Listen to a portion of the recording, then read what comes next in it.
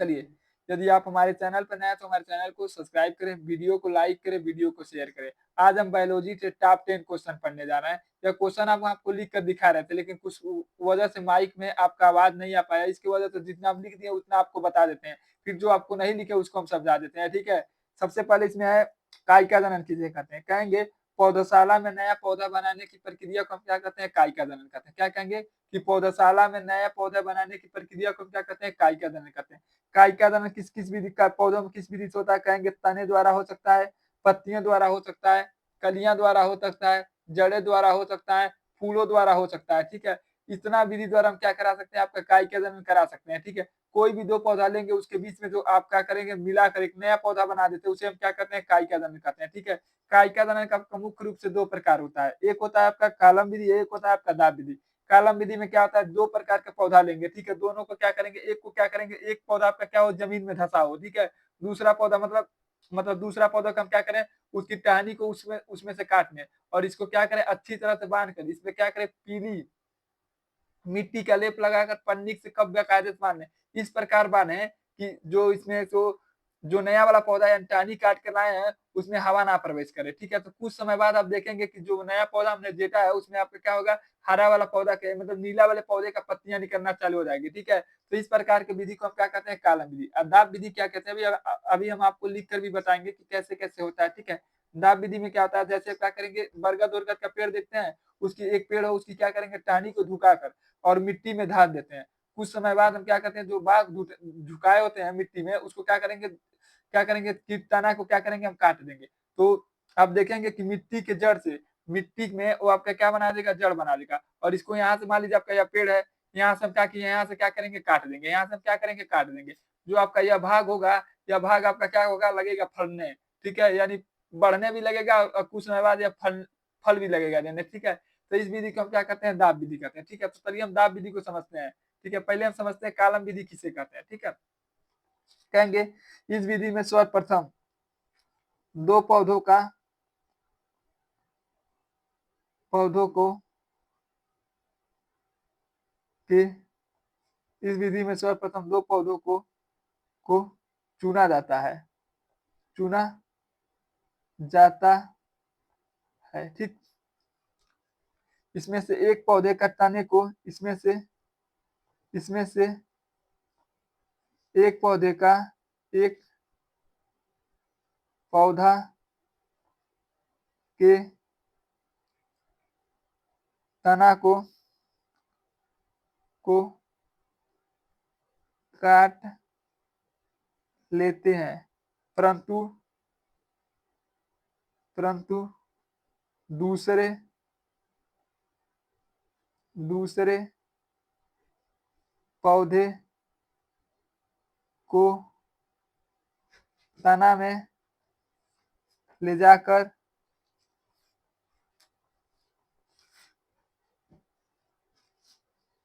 जाकर अच्छी तरह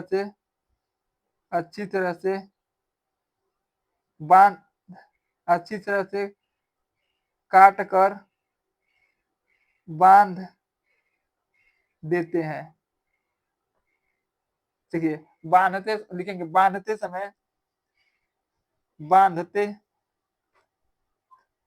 बांधते समय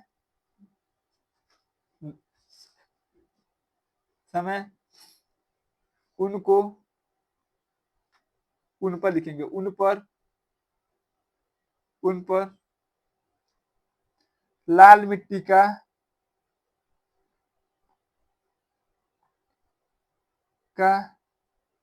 लेप लगाकर, ठीक है? क्या करेंगे, बांधते समय क्या करेंगे, लाल मिट्टी का किसी भी मिट्टी का लेप लगाकर पन्नी से या किसी भी प्रकार के पन्नी से अच्छी तरह से बांधते हैं, अच्छी तरह से बांधते हैं, ठीक है? आप देखेंगे कि आप देखेंगे देखेंगे कि 4 सप्ताह बाद सप्ताह बाद वह बंधा हुआ टहनी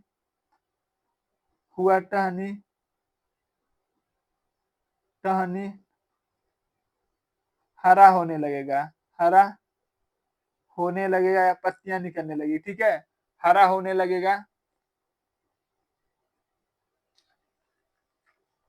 इस विधि द्वारा तो पौधा बनता है, उसे कालम विधि द्वारा पौधा कर, इस विधि द्वारा इस विधि द्वारा पौधा पौधशाला में अधिक बनाया जाता है। पौधा पौधशाला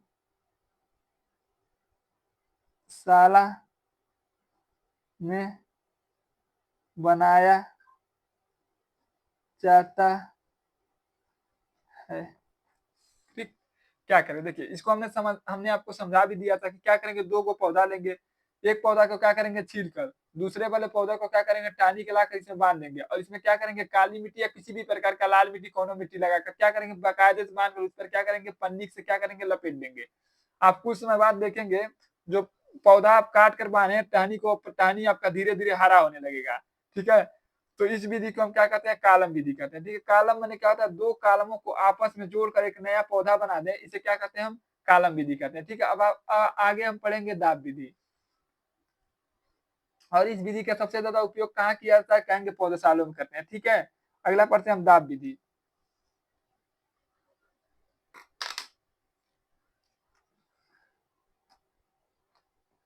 दाब विधि लिखेंगे, क्या करें, देखिए हमने आपको बताया भी है कि इस विधि में क्या किया जाता है। मान लीजिए कोई भी पेड़ खड़ा है, इसका टहनी को क्या करें झुकाएंगे और मिट्टी में ले जाकर इसको मिट्टी में गाड़ देंगे। इसको क्या करेंगे इसे झुकाकर इसको क्या करेंगे मिट्टी में गाड़ देंगे और इस पर क्या करेंगे मिट्टी रख देंगे, ठीक है। कुछ समय बाद हम देखेंगे तो इसको क्या करेंगे हम यहाँ से काट देंगे, ठीक है। जैसे आप काटेंगे तो यह वाला आपका भाग हरा रह जाएगा, यह वाला भाग आपका भारा दिखने लगेगा। तो इस विधि को हम क्या कहते हैं दाब विधि कहते हैं, ठीक है। कहेंगे इस प्रकार की विधि लिखेंगे इस विधि में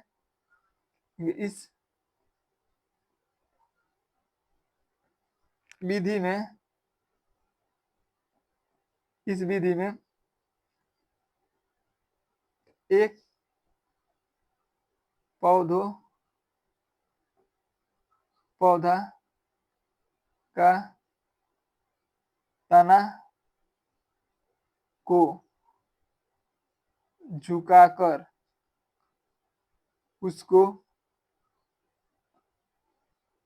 उसको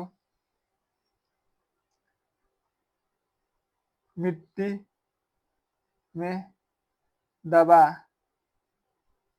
देते हैं। 4-5 सप्ताह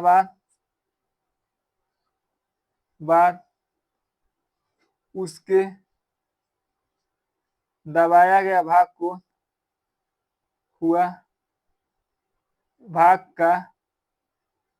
दबाया हुआ भाग का पीछे का भाग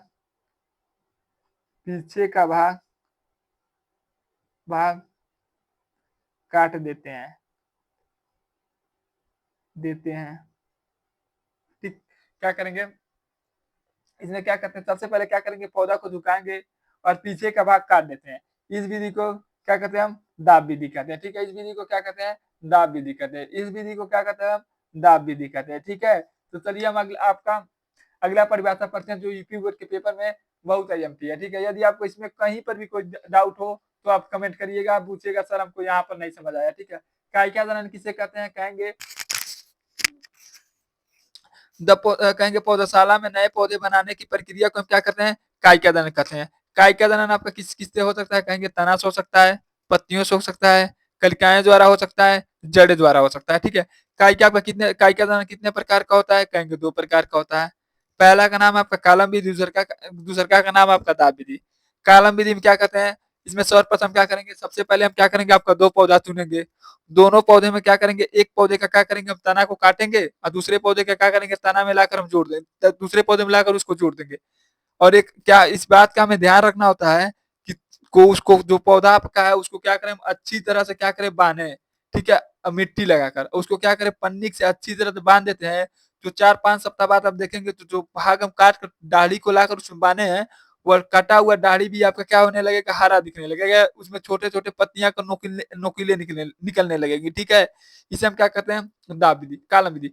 कालम विधि का सबसे ज़्यादा उपयोग आपके कौन वाले करते हैं? कहेंगे पौधशाले व इसी के द्वारा आपको देखेंगे हरा पीला कलर का गुलाब, नीला कलर का गुलाब या अनेक प्रकार का गुलाब को बनाना चालू कर देते हैं। ठीक है, क्या करते हैं तो उसमें कालम विधि का भी प्रयोग करके अनेक प्रकार के गुलाब लेंगे उसमें मिला देंगे, जिससे कारण वो एक प्रकार अनेक प्रकार का गुलाब बना देता है। ठीक है, और दाब विधि का प्रयोग भी पौधशाला में सबसे ज्यादा प्रयोग किया जाता है। ठीक है, यदि आपको जहां पर भी नहीं समझ आए तुरंत आप कमेंट करिएगा। ठीक है, चलिए आपका हम अगला क्वेश्चन पढ़ने जा रहे हैं जो यूपी बोर्ड के सबसे महत्वपूर्ण है।